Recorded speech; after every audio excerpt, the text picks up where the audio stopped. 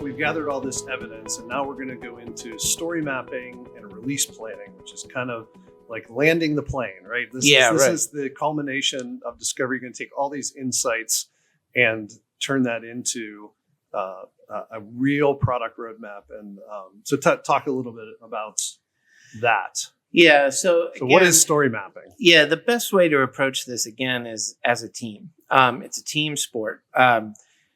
We identified opportunities as a team. We moved into solutions.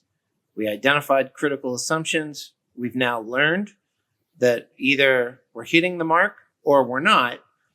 We don't necessarily solve where we're not. We don't address that just yet.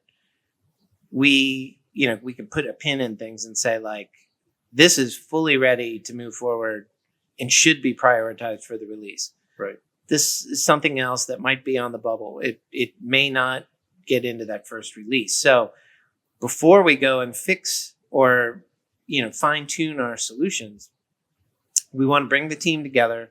We want to focus on now a kind of more nuanced vision of what the product features actually break down to be. What's the work ahead? So we use and recommend a common process in the agile world is story mapping. And really what we're trying to identify is, what features align to the critical problems that we're trying to address for the end user. I keep using this example of like a therapy platform, but early on, we know we have to create value for the doctor, for the surgeon, for the therapist. We know we have to create some value for the patient.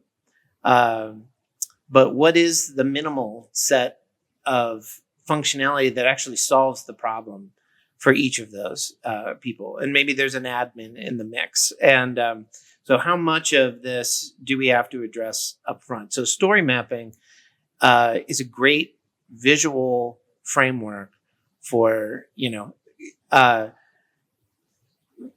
when you're in office and collaborating, we often dedicate like a giant chunk of a wall and just start putting stickies up. Like, if this is the problem that we're trying to solve for the user, here's all the features that are associated with that and the kinds of details that would determine whether something is a small, medium, or large solution.